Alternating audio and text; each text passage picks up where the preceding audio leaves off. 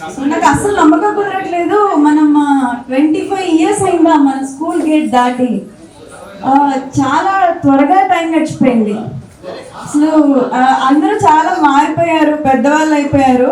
మన annual day celebrations plus మన గ్రౌండ్లో మనం ఆడిన ఖోఖో, కబడ్డీ అంటే స్వాతి ముత్యమే గుర్తొస్తుంది మా బ్యాచ్లో అయితే.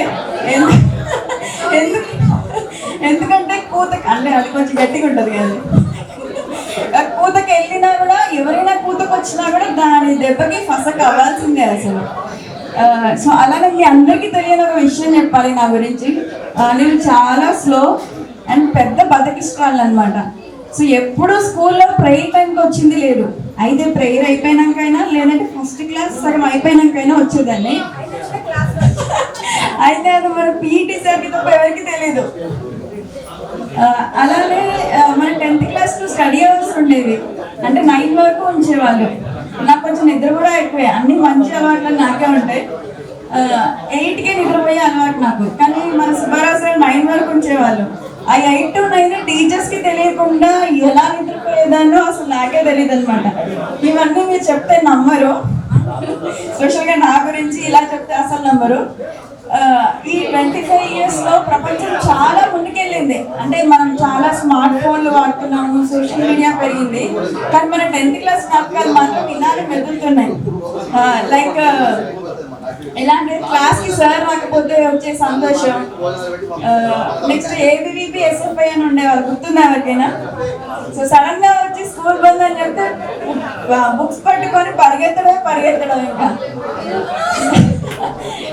స్కూల్ బెల్ కొట్టినా కూడా ఎప్పుడు పరిగెడదామా అని చూస్తూ, వర్షం ఎప్పుడు పడుతుందా అని ఎదురు చూస్తూ అలా. అంటే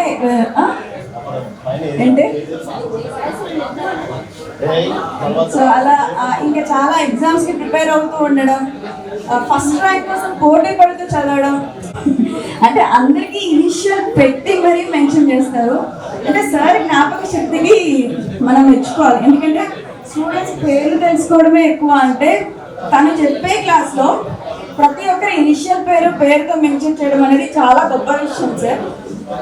అలానే సార్ క్వార్టర్లీ, హాఫ్ ఇయర్లీ ఎగ్జామ్స్కి అన్ని సెక్షన్స్ కలిపి ఒక కాంపిటీషన్ పెట్టేవారు. ఎవరికైతే ఎవరికైతే ఫస్ట్ స్కోర్ చేయాలి, ఇంగ్లీష్ మీడియం, తెలుగు మీడియం అందరికి కలిపి ఎవరికైతే టాప్ వస్తుందో వాళ్ళకి ఒక పెన్ ఇస్తానే వాళ్ళు. అప్పట్లో రెనాల్డ్స్ పెన్ ఉండేది.